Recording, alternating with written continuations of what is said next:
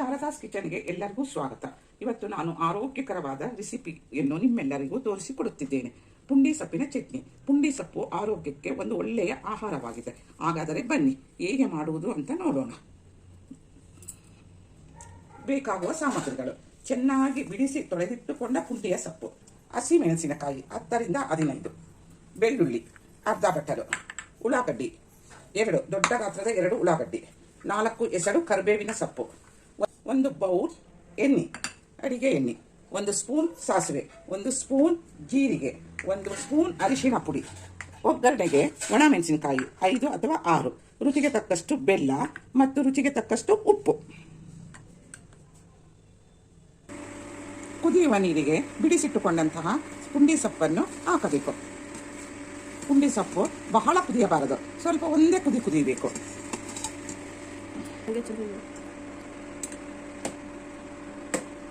ಒಂದು ಕುದ್ದ ನಂತರ ಇದನ್ನು ಸ್ಟೌವಿನಿಂದ ಕೆಳಗಿಳಿಸಿ ಬಾಣಲಿಗೆ ಬಸಿಲಿಕ್ಕೆ, ಈ ಸೊಪ್ಪನ್ನು ಬಸಿಯಲಿಕ್ಕೆ ಹಾಕಬೇಕು. ಈಗ ನಾವು ಪುಂಡಿ ಸೊಪ್ಪಿಗೆ ಮೆಣಸಿನಕಾಯಿ, ಬೆಳ್ಳುಳ್ಳಿ, ನೀರುಳ್ಳಿಯನ್ನು ಹುರಿದುಕೊಳ್ಳೋಣ. ಹಸಿ ಮೆಣಸಿನಕಾಯಿ ಅರ್ಧ ಬಟ್ಟಲು, ಇದರಲ್ಲಿ ಅರ್ಧ ಬೆಳ್ಳುಳ್ಳಿ ಮತ್ತು ನೀರುಳ್ಳಿಯನ್ನು ಹುರಿದುಕೊಳ್ಳಬೇಕು. ಚೆನ್ನಾಗಿ ಹುರಿದುಕೊಳ್ಳಬೇಕು. ಇವು ಕಂದು ಬಣ್ಣ ಬರೋವರೆಗೂ ಈ ಸ್ಟವ್ ಮೇಲೆ ಎಣ್ಣೆಯಲ್ಲಿ ಹುರಿದುಕೊಳ್ಳಬೇಕು.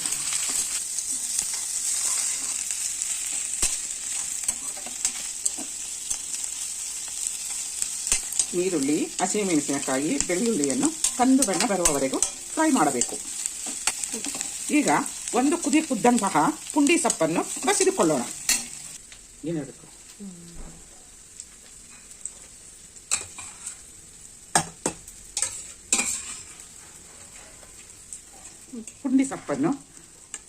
ಬಸಿದುಕೊಂಡ ಪುಂಡಿ ಸೊಪ್ಪನ್ನು ಈಗ ಮಿಕ್ಸಿ ಜಾರ್ಗೆ ಹಾಕೋಣ.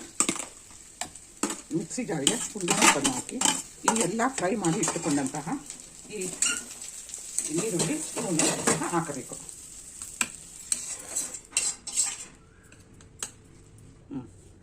ಇದನ್ನು ಮಿಕ್ಸಿ ಜಾರಿಗೆ ಹಾಕಿ ಇದನ್ನು ರುಬ್ಬಬೇಕು. ಒಂದೇ ಸುತ್ತು ರುಬ್ಬಬೇಕು. ತರಿಯಾಗಿ ಇರಬೇಕು. ರುಬ್ಬಲು ಬೆಲ್ಲ, ಅದಕ್ಕೆ ಬೇಕಾದಷ್ಟು ಬೆಲ್ಲ, ಕರಿಬೇವಿನ ಸೊಪ್ಪು, ಜೀರಿಗೆ ಹಾಕಿ ಮಿಕ್ಸಿ ಮಾಡಿಕೊಳ್ಳಬೇಕು. ಈಗ ಮಿಕ್ಸಿ ಮಾಡಿದಂತಹ ಪುಂಡಿ ಸೊಪ್ಪನ್ನು ತೆಗೆದು ಅದಕ್ಕೆ ಚೆನ್ನಾಗಿ ರುಬ್ಬಿಕೊಂಡೇನೆ. ಅಂದರೆ ತರಿಯಾಗಿ ತುಂಬ ಹದವಾಗಿ ಬಂದಿದೆ. ಇದನ್ನು ಒಗ್ಗರಣೆ ಮಾಡಬೇಕು. ಕಾದ ಬಾಂಡಲಿಗೆ ಎಣ್ಣೆ ಹಾಕಿ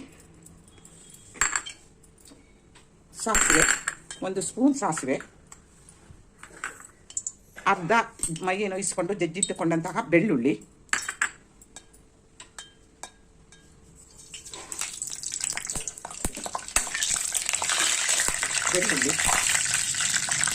ಒಣಮೆಣಸಿನಕಾಯಿ 4-5, ಬೆಳ್ಳುಳ್ಳಿ ಎನ್ನು ಸರಿಯಾಗಿ ಕಂದು ಬಣ್ಣ ಬರೋವರೆಗೂ ಫ್ರೈ ಮಾಡಿಕೊಳ್ಳಬೇಕು.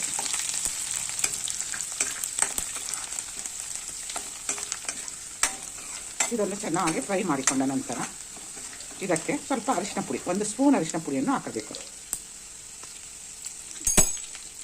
ಅರಿಶಿನ ಪುಡಿಯನ್ನು ಹಾಕಿದ ತಕ್ಷಣ ಇದನ್ನು ಹಾಕಬೇಕು, ಇಲ್ಲ ಅರಿಶಿನ ಪುಡಿ ಸಿಗುತ್ತದೆ.